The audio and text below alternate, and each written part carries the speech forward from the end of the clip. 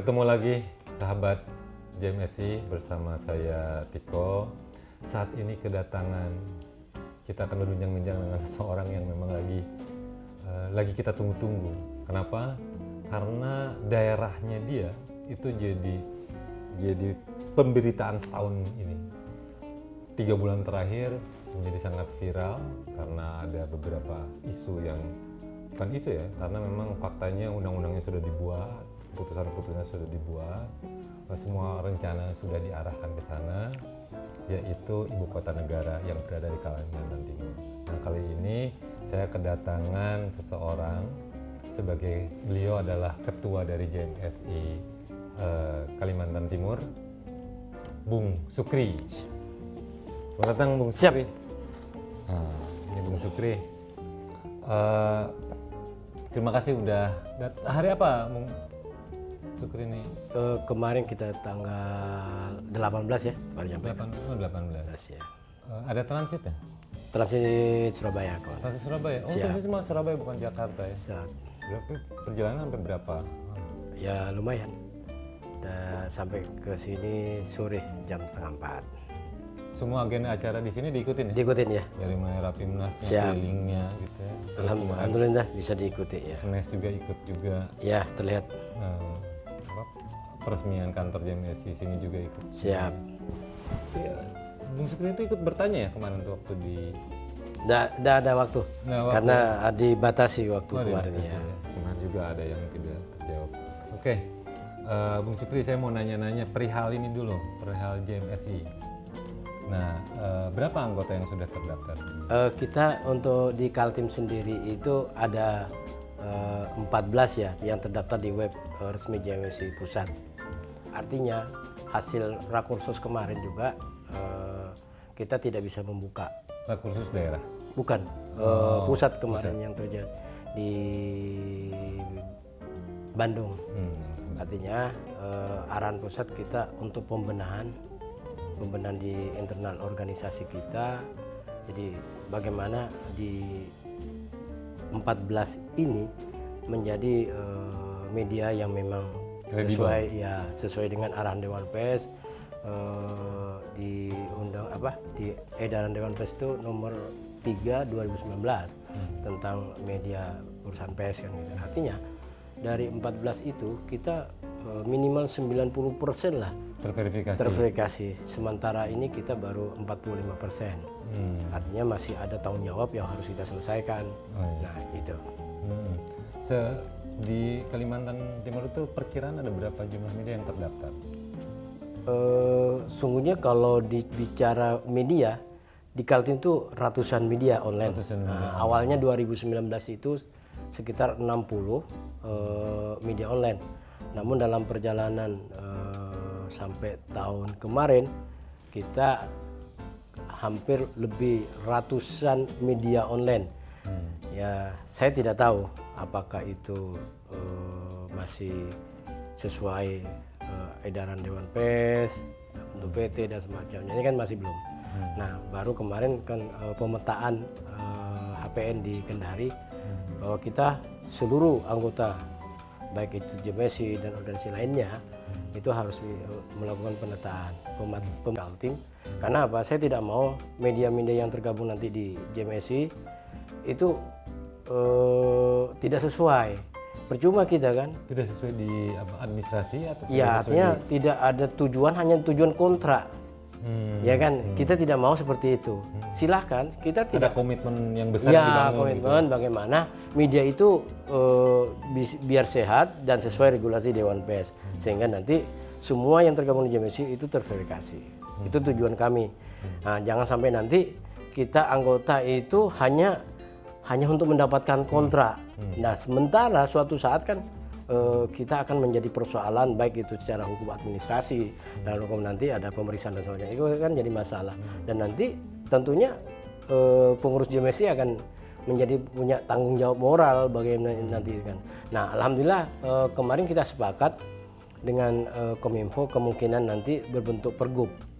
Nah, pergub akhirnya sudah terbagi kemarin. Mudah-mudahan itu Harus dengan pergub untuk JMSI di Kaltim. bukan, artinya untuk di Kaltim. Jadi kita sudah beberapa organisasi PES sudah bertemu di Kominfo dan sepakat. Berafiliasi langsung dengan Iya, Kominfo. iya. Artinya Kominfo akan membuat pergub. Nah, pergub itu yang menjadi sandaran kita, acuan kita untuk HPN ya, HPS kita, harga satuan. Harga penawaran sendiri. Nah, itu. Nah, itu yang kita harapkan sehingga nanti media-media yang artinya hanya bentuk baru kemarin bentuk baru sudah dapat kontrak. Ini kan Mengikuti SBU. itu yang harapan saya sehingga nanti ya media itu memang benar-benar media gitu. Ada kantornya, ada wartawannya. Itu yang penting. Karena saya lihat ya bukan mungkin di Kaltim, mungkin di daerah lain dia kantornya tidak ada, dia karena kedekatan dengan pemerintah atau ya gitu. Itu yang saya tidak inginkan. Makanya kalau di JMSI Kaltim saya wanti-wanti. Waktu kita pertemuan juga dengan beberapa toko PES, kita sampaikan JMSI kita bukan bicara kuantiti ya, jumlah banyak tidak, tapi kualitas kita yang harus kita bina, kita bangun sehingga nanti harapan-harapan dari pusat ke daerah JMSI itu secara profesional pengelolaannya ke daerah akan lebih teratur. Nah, alhamdulillah setelah hasil Rapim kemarin ya kita tentunya bisa menjalankan amanah Rapim itu untuk di daerah. Sehingga nanti setelah Rapim kita sampaikan ke anggota, ini hasilnya dan kita harus ikuti. Gitu. Nah, kemarin kan kita tidak ada iuran anggota dan sebagainya. Setelah kemarin disahkan dalam anggaran dasar rumah tangga di Rapim, maka diusulkan iuran. Iya, artinya diusulkan nanti berbentuk PO. Nah, itu yang kita selama ini kita enggak, termasuk kantor kita pribadi. Artinya seorang ketua memang harus berjuang, menyiapkan dulu. Kita jangan bicara dulu cari untung dan semacamnya, tapi membangun. Ya, itulah risiko jadi ketua. Berangkat ke daerah dan semacamnya itu kan perlu uang. Tidak, tapi kita kan harus untuk merekrut anggota. Iya, harus ya gitu. Jadi jangan sampai nanti dengan adanya masalah uang terus kita organisasi tidak jalan. Itu bukan prinsip saya gitu. Artinya JMSI Kaltim bagaimanapun kondisi dan semacamnya, alhamdulillah semuanya kegiatan-kegiatan JMSI itu bisa kita ikuti. Gitu. Jadi kawan-kawan yang di Kaltim saat ini Bung Sukri ini lagi konsentrasi di wilayah administrasi supaya teman-teman yang mau tergabung dengan JMSI itu terverifikasi dengan baik administrasinya. Nanti berikutnya adalah kualitas atau kredibilitas dari media itu sendiri. Salah satu yang paling concern adalah komitmennya media untuk gabung dengan JMSI itu yang jadi konsentrasinya. Siap. Gitu ya Bung Sukri. Oke, itu terkait dengan JMSI-nya. Terkait dengan potensi daerah, apalagi ini ada kaitannya dengan ibu kota negara. Bagaimana JMSI melihat masyarakat setempat itu? Kalau ada persentase mungkin dimunculkan persentase berapa persen yang setuju atau masyarakat ini paham tidak keberadaan IKN itu, atau seperti apa yang disampaikan oleh pusat dalam hal ini dari istana terkait dengan IKN ini? Ya, kalau saya menilai Bung gini, IKN sudah disahkan ya di paripurna DPR RI gitu. Sekian bulan yang lalu. Walaupun kita ada diskusi di daerah tentang masalah IKN, tetapi kita tidak bisa memungkiri. Poin-poin yang jadi bahan diskusinya apa? Ya artinya harus dampak baik, dampak buruk. Artinya tetap memperhatikan lingkungan ya, lingkungan. Kedua pemberdayaan SDM ya, lokal, gitu. Itu permintaan dari beberapa tokoh gitu kan. Artinya jangan sampai nanti IKN pemberdayaan SDM lokal itu tidak menjadi perhatian. Nah, kita bolehlah kemarin itu Jokowi nunjuk Bapak Bambang untuk kau jadi kepala otorita. Nah tentunya semuanya kita mendukung, ada pro dan kontra.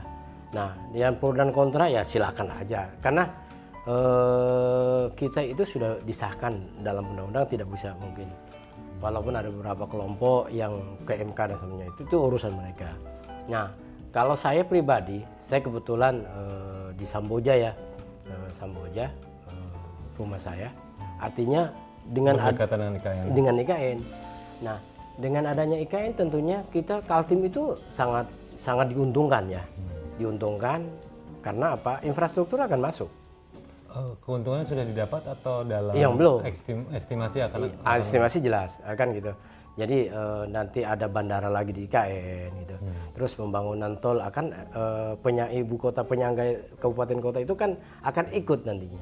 Sehingga ini keuntungan sungguhnya. Kemarin pada saat 34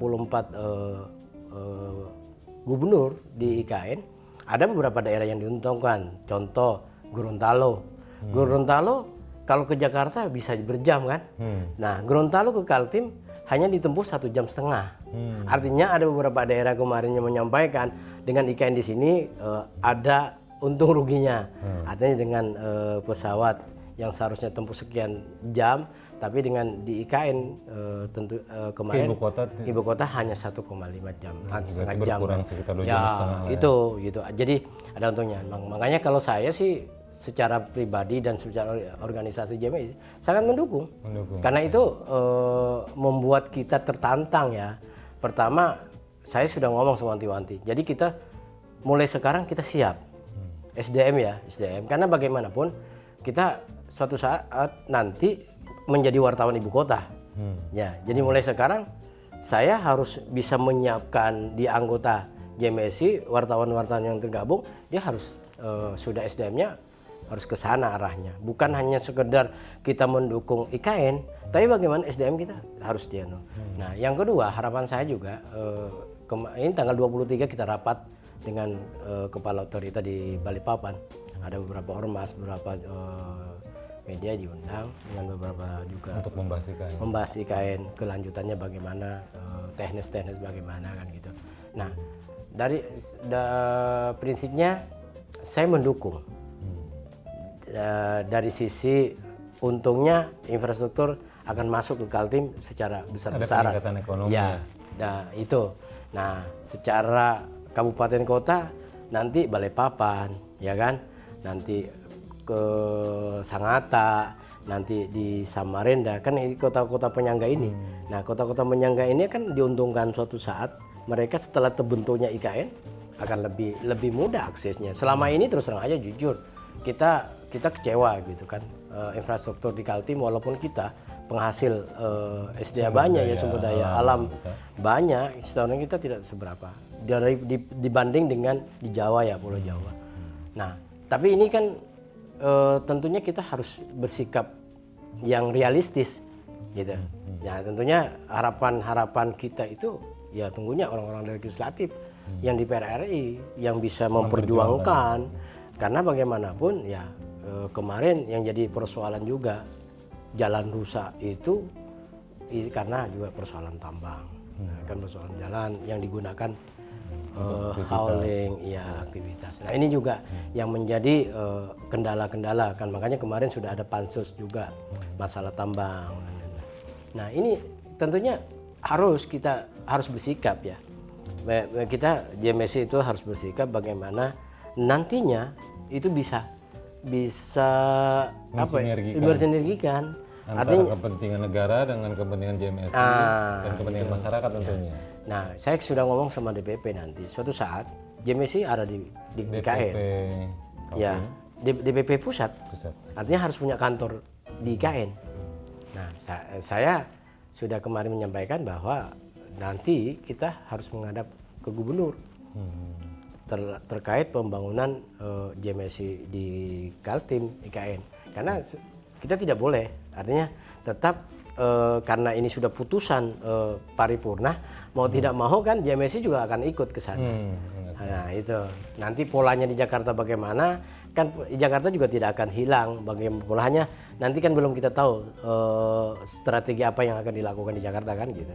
Nah setelah nanti saya ngomong, kemungkinan nanti akan bulan 6 kita akan menghadap gubernur ya, gubernur Kaltim. Kebetulan ada kegiatan kita di Kaltim, sehingga nanti bersama-sama pengurus DPP kita akan menghadap gubernur bagaimana bisa difasilitasi terkait pembangunan untuk JMSI. Ada masyarakat Kaltim yang justru menolak bukan menerima? Ya, sebagian ada yang menolak. ada sebagian menolak. Alasannya apa tuh? Ya kemungkinan ada Terkait dengan apa? ya penolakan? kemungkin dia akan nanti menjadi rusak lingkungan dan semacamnya. Oke, pemahaman di Ya lingkungan. pemahamannya. Di ekonomi mungkin Kalau ekonomi bukan sebagai alasan untuk penolakan. ada sebagian orang ya, artinya karena nanti dia ada kecurigaan bahwa pembangunan semuanya di BP, semua pusat gitu. Nah, harapan-harapan itu, ya itu harapan-harapan ke negatifan mereka, yaitu waktu tadi. Tapi tentunya kan kalau kita semua kita bersuara, menyampaikan dengan secara baik-baik, tentunya kan pusat akan memperhatikan. Berapa persen tuh warga yang menolak? Ya hitungan presentasi saya belum bisa memastikan ya, tapi yang nyata Termasuk kecil gitu ya. ya kecil lah karena gubernur pun kan mendukung. Berapa jumlah penduduk Kaltimnya? Kaltim hampir 3.000 ya. 3.000 dari luas wilayah berapa? Saya sekarang belum tahu jumlahnya. Tapi kalau Tapi di wilayah IKN itu ada pemukiman warga? sebagian di dekat IKN itu ada. Sekitar 1 kilometer dari IKN itu mungkin ada pemukiman? Ada, karena itu kan IKN itu kan masih di wilayah ICI ya, perusahaan ICI, kayu kan gitu. Nah makanya kemarin pada saat IKN, PT ICI diminta untuk tidak melakukan aktivitas, tapi ada sudah Pergub 8 2022 terkait masalah lahan, sehingga warga tidak boleh lagi menjual lahan itu. Dengan adanya Pergub tadi dipertahankan sehingga itu juga yang jadi persoalan mereka karena mereka tidak bisa menjual tanah. Nah ya memang kenapa alasannya tidak boleh menjual? iya karena saya dukung karena ada beberapa isu dan semacamnya, ada orang-orang oknum yang bermain dia jual tanah berikan 2 juta. Nanti dijual ya kan gitu. Dia hanya untuk kepentingannya dia. Broker gitu ya. Iya. Tanahnya di mana? Kan tidak ada. Masyarakat kita kan orang yang awam, senang aja 2 juta dikasih kelompok tani, bayar 2 juta, lahannya kan mana? Nah ini yang harus dihindari oleh masyarakat sungguhnya. Makanya dengan adanya Pergub itu kita lebih teliti ya untuk persoalan administrasi di BPN, pertanahan, sehingga nanti itu tidak lagi jual-jual broker seperti tadi. Tapi sertifikasi tanah terus-terusan supaya ada kejelasan kepemilikan. Iya jelas mereka. Makanya kalau saya kemarin dari awal itu memang di area IKN itu di blok ya, di blok untuk membangun IKN. Hanya tapi kan ada yang sudah mengaku tanahnya dan semacamnya. Ya itu saya kira mungkin dimanapun di daerah ya tentunya sama lah. Oh ini tahan saya, ini tahan lah, ini. Tapi kan dengan pemerintah untuk kepentingan pemerintah kan beda ya kan gitu. Walaupun nanti siapa A gitu dan semacamnya, tapi nanti untuk membuktikan bahwa memang mereka punya tanah di situ tuh enggak gitu masalah. Nah itu kan kalau versi dari BPN sudah clear gitu. Kalau dari warga perpindahan IKN itu yang dimaksud oleh pemerintah diketahui. Maksudnya kenapa pemerintah memindahkan IKN dari Jakarta ke Kalimantan Timur? Sudah dipahami oleh masyarakat? Ya, sungguhnya ini memang kurang sosialisasi ya. Banyak. Kenapa harus pindah ke sana? Iya, itu masalahnya. Karena pemindahan ini kan memang pada saat itu kan zaman Soekarno, zaman SBY juga. Hanya pada saat zamannya Jokowi dieksekusi artinya. Nah, sungguhnya ini perencanaan lama lah. Iya, perencanaan lama sungguhnya. Hanya kan karena masyarakat lalu mendadak langsung dipindahkan ke PPU, artinya kan kenapa secepat itu kita bahas, belum sudah sempat ini diskusi. Sungguhnya kalau bicara diskusi dan semacamnya kebanyakan diskusi gitu kan. Kalau saya sih ya secara pribadi mendukung IKN itu di sana. Yang tadi sampaikan bahwa untung gitu, untung infrastruktur. Oke, ada persepsi lain, mau saya potong. Ada persepsi lain terkait dengan IKN, ini bersoalan dengan histori ya. Jadi di belahan dunia manapun, penduduk asli dari ibu kota negara itu tidak ada.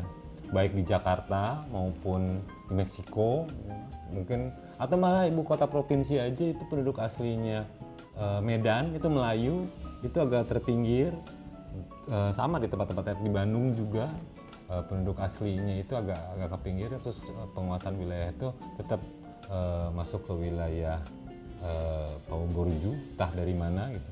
Nah, antisipasi apa yang dengan persepsi itu, antisipasi apa yang dilakukan oleh teman-teman di Kalimantan supaya memang ketika IKN ada, bukan simbol-simbol kulturnya saja yang nanti muncul, tapi memang benar-benar dinikmati oleh warga asli. Itu strateginya apa supaya? Iya, ya, yang juga itu sama, yang menjadi perspektif bahwa jangan sampai nanti Jakarta Betawi, ya kan, gitu. Dari Senayan pindah ke Iya, Tondok, terus gitu. pindah ke Condet, Gitu. Sehingga ke Depok. warga itu Tersingkir. gitu. Nah, kalau saya lihat ini kan beberapa tokoh ya dari Kesultanan ya mendukung, sehingga kalau tokoh-tokoh ini sudah mendukung, saya kira tokoh Banjar, Kesultanan Kutai, Hubungan Tokoh Daya, artinya semuanya mendukung. Nah, ini yang lebih enak pembangunannya kan gitu. Nah, karena semuanya tokoh-tokoh itu Kesultanan, kan dia sudah mengerti kondisi di wilayahnya kan gitu. Ada Kesultanan Kutai, ada Kesultanan dari PPU yang. Dan Kutai jaraknya cukup jauh kan? Kalau Kutai perjalanan ke IKN itu, kalau Kesultanan ya hampir 2 jam 3 jam. 2 jam ya. Iya. Tapi kalau di Pasir kan, Kesultanan Pasir itu dekat gitu. Nah, sungguhnya kalau saya itu image-image yang berkembang itu harus kita buktikan gitu, bahwa tidak seperti yang diomongkan orang gitu. Sehingga nanti IKN ini benar-benar pemberdayaan masyarakat lokal. Silakan dari luar seperti kepala IKN-nya otorita itu dari pusat. Tetapi deputi-deputi itu kan haruslah dimanfaatkan Oleh penduduk lokal. Dan kedua kan itu kan nanti banyak ya infrastruktur bangunan. Artinya jangan hanya orang-orang pusat yang mendapatkan proyek-proyek itu. Tadi pemberdayaan pengusaha lokal juga itu sangat penting, karena dengan adanya itu sehingga kecemburuan-kecemburuan sosial itu dihindari. Nah, harapan saya begitu. Artinya semua clear bahwa ini untuk kepentingan bersama. Bukan menyoal yang pertama, ada usaha untuk peningkatan SDM. Di wilayah mana peningkatan SDM itu yang akan dibangun di Kaltim ini? Nah, kalau kemarin kita sekolah-sekolah, iya, universitas, atau kebetulan kan salah satu universitas terbesar ya di Kaltim ya, Universitas Mula Warman. Nah, Mula Warman ini kan jago ya, karena memang ada Fakultas Kehutanan. Nah, di situ yang juga yang diminta nantinya dari beberapa pakar, baik itu dari gubernur, bahwa untuk bisa melibatkan Unmul yang khusus kehutanan. Karena nanti kan Green City artinya hijau kan gitu, dari dampak lingkungan dan sebagainya. Nah, kedua, kita kemarin berharap ada pembangunan universitas negeri gitu yang baru yang untuk menciptakan SDM. Jadi mulai start ya silahkan start tahun ini, start 23 kan, kita 24 itu akan. Tapi dia akan baru lulus 5 tahun kemudian. Iya. Dia baru bisa dipakai kemudian 5 tahun. Tapi mungkin sistemnya Bung, mungkin ini ya apa ya, proses cepat ya SDM, atau kayak model apa ya, orang-orang mungkin S1 udah ya, atau S2 ditaruh di situ, dikasih diklat dan semacamnya mungkin ya. Nah, saya belum paham persoalan itu. Kalau ini penduduk warga Kaltim ini mayoritas mata pencahariannya apa? Kebanyakan ada statistik nggak? Sebagai guru, sebagai karyawan, sebagai petani atau buruh? Ya, sungguhnya berimbang. Saya lihat, kalau saya berimbang, ada petani, ada nelayan, ada pengusaha, ada pedagang ya. Tapi cukup besar petani dan nelayan ini berarti. Kalau di daerah Balikpapan, nelayan di Kalimantan iya, Timur ya? Iya, lumayan. Untuk nelayan lumayan. Artinya gini, ibu kota itu sumber daya manusianya, para pekerjanya itu multi talenta di mata pencaharian. Bukan hanya ada petani, bukan hanya ada nelayan. Mungkin itu nelayan dan petani juga di Jakarta adanya di pulau-pulau di Pulau Seribu ya, bukan ada di tengah kota. Dia pekerja-pekerja yang ada di ibu kota itu kemungkinan ada yang digital marketing, itu kan, ada yang entertain, ada semua pekerjaan, ada animator, karena memang ibu kota itu kemudian menciptakan segala macam jenis lapangan pekerjaan. Nah, kalau teman-teman dari Kaltim ini belum masuk ke wilayah itu, masih diciptakan universitasnya, bagaimana menghadapi perubahan infrastruktur yang kemudian menagih profesionalisme dari penduduk-penduduk lokal. Kalau dia mau mendapatkan kuehnya, tentu profesinya harus memasukinya kan? Siap. Jadi gini Bung, kalau saya lihat kita ini kan perspektif ya? Iya, jadi kalau saya menilainya bahwa di Kaltim ini multi karena saya lihat ada berbagai warga itu ya, ada yang guru, ada petani, ada yang di market tadi kan, properti. Sekarang properti banyak sekarang kan gitu, dan mulai sudah terbangun baik itu di Balikpapan, di kota penyangganya developer kan. itu Developer untuk hidup, pembangunan hidupnya gitu. Nah kalau saya lihat ekonomi di Kaltim pada saat pandemi aman-aman aja, tidak terlalu pengaruh besar ya kan, artinya masih berjalan gitu. Kalau itu Kaltim apa di Samarinda dan Kutai saja yang memang profesinya cukup multi untuk semuanya, saya kira semuanya. Jadi semua dari ya kita bicara kota penyangga ya, kota penyangga itu ada Balikpapan, ada Samarinda, ada Bontang, ada Kutim, nah kan Kutim. Nah sementara Kutim ini Samarinda ini jasa ya, dari kota jasa gitu. Nah sebenarnya Bontang sama Kutim ini perusahaan ya, jadi memang banyak perusahaan-perusahaan asing di situ kan, ada KPC apa dengan PKT di Bontang, yang Badak di Bontang gitu. Jadi itu gitu. Nah tentunya kita ini di Kaltim itu untuk persiapan IKN ya memang harus menyiapkan diri gitu.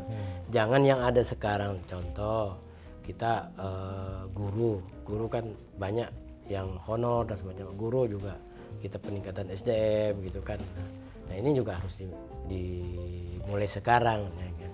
Jadi waktu saya dari teman-teman, jadi mulai sekarang ayo kita bangun, masih ada waktu gitu. Sekian tahun ada siapkan untuk SDM, baik itu SDM untuk di perencanaan dan semacamnya gitu. SDM itu jangan orang luar masuk gitu. Nah gitu.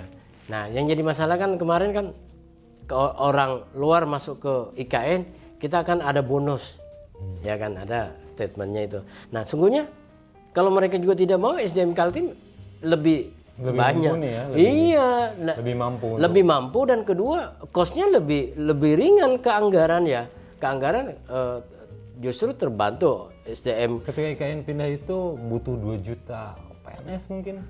Nah informasinya kemarin kan 3 jutaan yang akan dipindah ke. Iya, minimal 2 juta itu sudah dibutuhkan. Nah kalau kita itu akan terekrut, kalau namanya teman-teman dari Kaltim belum siap, 2 juta itu akan dipenuhi dari luar kan? Nah itu yang semestinya kita harus menyiapkan diri gitu. Jangan nanti menjadi konflik ya, konflik interest dengan pendatang dan lokal. Kan ada 3 kelompok ya, yang pro tadi argumen-argumennya sudah diwakilkan oleh Bung Sukri. Terus yang nolak, yang nolak itu kecenderungan alasannya itu 2, terkait dengan lingkungan. Yang kedua terkait dengan kondisi saat ini. Ya. Jadi terus Jakarta kayaknya masih bisa untuk jadi ibu kota kalau terkait dengan anggaran. Ya. Nah kalau yang pro tuh salah satunya adalah pembangunan jadi merata. Ya. Nah terus yang ketiga, dia tidak menolak tapi pemahamannya adalah nanti. Jadi dia menerima IKN itu dipindahkan, tapi nanti. Nah kalimat nantinya ini kronologisnya adalah logika dia nanti tuh gini. Sebelum IKN dibangun, sebelum IKN datang, harapannya ada planning. Rencana pertama adalah membangun SDM dulu dengan membangun universitas. Jadi IKN belum dipindah, dibangunlah kemudian struktur dan infrastrukturnya masyarakat, sehingga masyarakat ketika datang IKN sudah siap untuk menerima. Jadi butuh waktu tambahan sekitar 5 tahun mungkin kalau kita menghitung universitas menuju ke lulus, supaya dia bisa jadi PNS, supaya dia menjadi pekerja-pekerja yang ada di ibu kota.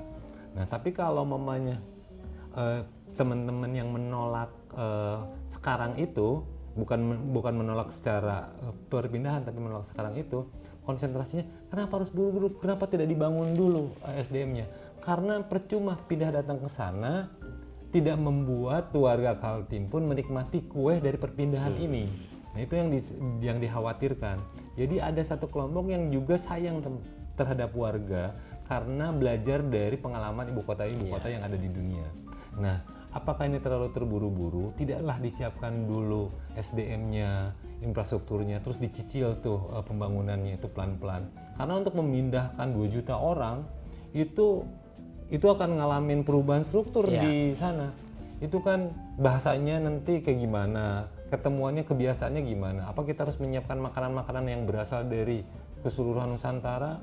Apakah mereka sudah bisa masak itu semua? Bisa jadi yang datang ke sana adalah yang buka warung, restoran, orang-orang dari luar juga, karena memang dia belum bisa bikin masakan Padang, belum bisa bikin masakan Jawa.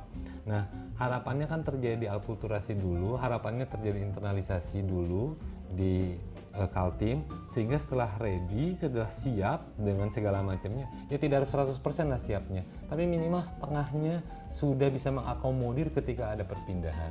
Jadi ada perspektif yang menurut saya justru logisnya adalah ditunda, tapi sekarang lagi disiapkan semuanya. Universitas dibangun lah, bukan hanya Mula Warman, yang lainnya juga ada universitas, terus SMK-nya, SMA-nya, calon PNS-nya, animatornya, digital marketingnya, PH-nya segala macam. Karena IKN itu nanti akan jadi kayak lampu yang didatengin laron kan semuanya. Siap. Termasuk industri-industri informal tuh kayak restorannya, itu segala macam. Kalau teman-teman dari warga Kaltim ini hanya menjual asetnya, besok lusa itu harga di IKN tuh daya belinya naik. Nah, tapi asetnya sudah dijual. Sekarang dia menjualnya dengan harganya biasa 100.000 per meter, berubahnya di 1 juta. Waktu dijual, waktu dia mau beli lagi tanah, harganya sudah 6 juta. Nah, itu kan generasi berikutnya setelah bapaknya, anak-anaknya tidak mampu membeli, tapi asetnya sudah dijual. Nah, kalau untuk mampu dibeli, dia harus punya kemampuan untuk mendapatkan kembali dengan cara meningkatkannya profesi di SDM ini.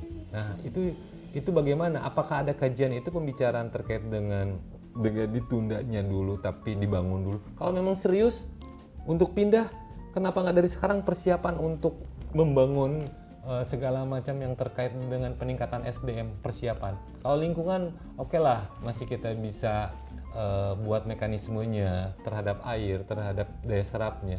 Tapi kalau SDM itu tidak bisa dibuat dalam hitungan 1 tahun. Karena untuk sertifikasi lulus aja S1 itu butuh waktu 4-5 tahun. D3-nya aja butuh 3 tahun. Terus SMK-nya juga dia. Nah, itu kebutuhan.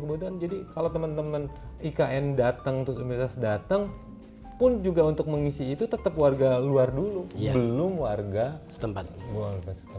Apa kajian itu? Jadi gini, kalau saya melihatnya gini, bahwa IKN itu proses pembangunan ya, sampai tahun 2004 selesai. Sebelum 2004 mungkin rencana kan pada saat sidang istimewa MPR atau 17 Agustus nanti di 2004 ada diputuskan di sana gitu. Nah, memang kemarin sudah Panglima TNI akan membangun beberapa kodam di IKN, sehingga diperkirakan hampir 2.000. Jadi dibuka untuk memang terbuka untuk umum. Untuk sumber daya apa yang sudah disiapkan untuk peningkatan sumber daya yang tinggal 2 tahun lagi? Ya, artinya terkejarkah untuk meningkatkan sumber daya? Kalau mungkin untuk dari lokal mungkin belum bisa ya, artinya kan belum menutupi karena kita prosesnya itu panjang. Nah, apa yang tadi sampaikan itu logis kan yang saya sampaikan. Nah, benar. Nah, hanya masalahnya kan gini. Kalau saya lihat itu kan ini kan belum tahu konteks yang sebenarnya. Besok tanggal 23 ada pertemuan. Ada pertemuan dengan beberapa kepala otorita IKN, ya, dengan beberapa instansi dan semuanya dipanggil di 23 nanti rapat. Nah di situ mungkin akan tahu nanti bagaimana pola-pola nanti cara kerjanya bagaimana, proses pekerjaannya bagaimana, itu kan belum kita tahu kan itu.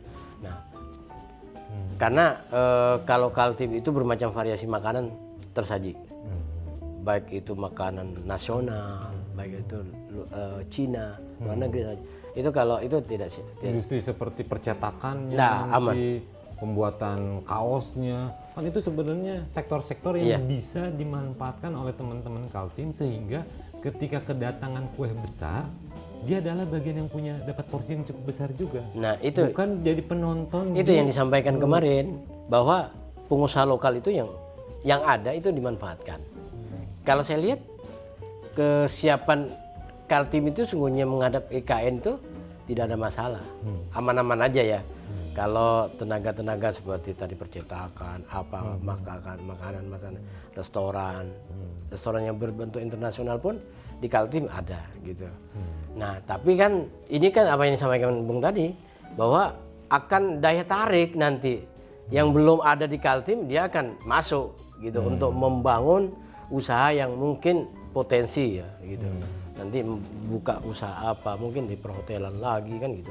Nah, kalau Balikpapan itu fasilitas-fasilitas gedung dan hotel itu sampai bintang 5 sudah terpenuhi kok untuk di Kaltim ya kan. Yaitu Samarindas, Balikpapan itu sudah terpenuhi untuk bicara-bicara fasilitas yang memang untuk kunjungan presiden dan sebagainya. Karena bintang 5 sudah ada gitu kan. Jadi fasilitas untuk negara itu ada. Jadi kalau itu saya tidak ada masalah. Hanya persoalannya tadi kan kita kan mulai sekarang harus menyiapkan. Yang JMSI juga seperti tadi, kita wartawan itu harus menyiapkan SDM. Ya ada melakukan pelatihan-pelatihan, uji kompetensi dan semacamnya. Itu juga sebagian penyiapan SDM. Pada saat mereka start di istana di 2024, andai kata itu selesai, ya artinya kan ada waktu 2 tahun pengembangan SDM, baik itu dari sisi media ya, atau nanti di sisi SDM PNS-nya atau SDM dari guru dan semacamnya. Nah, itu saya kira tidak ada masalah. Hanya masalahnya tadi kan saya sampaikan bahwa masalahnya ini kan masyarakat kita harus dilibatkan. Itu yang permintaan mereka. Artinya kalau dilibatkan harus dengan kemampuannya kan. Nah, kemampuannya belum nyampe, barangnya sudah datang. Itu sampai kuenya datang, giginya belum tumbuh kan gitu. Benar. Gimana mengunyahnya? Itu yang memang harus kita siapkan mulai sekarang. Jadi memang kita wanti-wanti baik di dinas-dinas terkait gitu kan, sudah disampaikan bahwa kita mulai sekarang. Termasuk kami harus menyiapkan. Nah, dalam rangka menumbuhkan giginya warga ini, apa yang akan dilakukan oleh JMSI? Ini pertanyaan terakhir ya, Bung. Jadi apa yang akan dilakukan oleh JMSI terkait supaya bukan hanya terkait dengan profesi kewartawanan, tapi profesi-profesi yang lain, supaya membuat workshop atau apa program apa yang dilakukan sama rencananya? Jadi kalau terkait dengan penerimaan ini kita harus siap. Gitu. Iya. Jadi JMSI, saya sebagai ketua JMSI tentunya mulai sekarang ini kan mulai melakukan program-program kerja, baik pemberdayaan masyarakat ekonomi ya, dengan cara memberikan sosialisasi lewat media. Nah, ini penting sehingga masyarakat nanti lokal bisa paham. Nah, ini tugas juga kita gitu. Artinya jangan semata-mata kita hanya pemberitaannya itu pada fokus-fokus yang tertentu, tetapi sosialisasi kepada masyarakat, edukasi kepada masyarakat itu sangat penting. Karena nanti jangan sampai nanti masyarakat tidak tahu apa IKN, ya kan? Ikan gitu. Itu kan bisa terjadi karena ya orang yang ada di pinggiran itu kan tidak tahu apa IKN. Efeknya apa ya? Iya kan tidak tahu. Dampak positifnya tidak diterima, negatifnya tidak paham dia kan gitu. Nah, itu sungguhnya tugas-tugas kita semua gitu. Jadi mulai sekarang itu tadi kita harus melakukan sosialisasi. Ini dampak yang akan didapat IKN. Ini yang positifnya. Ini yang mungkin akan berdampak negatif. Karena yang namanya perubahan kota tentunya ngalamin perubahan struktur ya. Ya jelas. Infrastruktur dan struktur masyarakat. Masyarakat akan bertambah yang dulunya tidak pernah klub malam dan semacamnya, hanya tidur, kerja. Tapi kan pergubnya diatur itu terkait dengan yang seperti itu. belum. Pergub ini masalah tanah aja kemarin. Nah, ini masih. Nah, makanya kita akan melihat tanggal 23 besok apa yang mau dibahas oleh kepala otorita besok. Jadi teman-teman JMSI nanti yang dari Kaltim ini dari ketua nanti mereka akan melakukan akselerasi untuk peningkatan sumber daya manusia, bukan hanya di profesi wartawan aja, nanti bikin program-program khusus mungkin ya untuk peningkatan, mempercepat supaya dia mampu mengunyah kue IKN ini, gitu ya. Terima kasih Pak Sukri. Mungkin ada satu closing statement berupa harapan atau petuah dari Kaltim untuk teman-teman JMSI di seluruh Indonesia.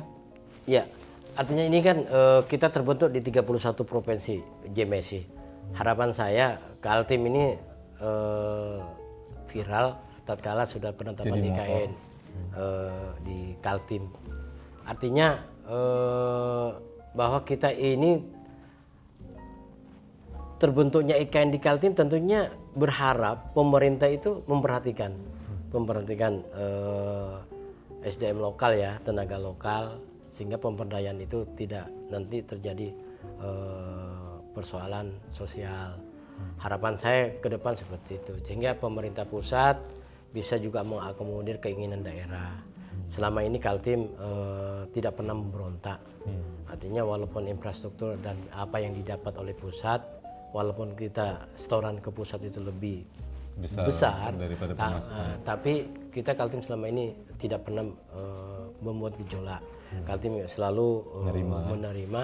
Nah, dengan adanya IKN ini tentunya semuanya akan bisa menguntungkan semua orang, menguntungkan lokal-lokal kita, baik itu di daerah yang lain, sehingga nanti infrastruktur dan pembangunan sektor ekonomi itu bisa terjamah ya. Artinya semuanya bisa merasakan, bukan hanya kelompok-kelompok tertentu yang bisa merasakan. Harapan saya pemberdayaan ekonomi semuanya itu bisa dimanfaatkan oleh orang-orang kita. Silahkan aja masuk orang daerah, kita tidak welcome aja, kita tidak boleh juga karena kita nasional. Artinya kan silakan warga orang di daerah berbagi masuk ke daerah, kan kita tidak bisa. Jangan sampai ada satu pepatah orang Brazil itu ketika terjadi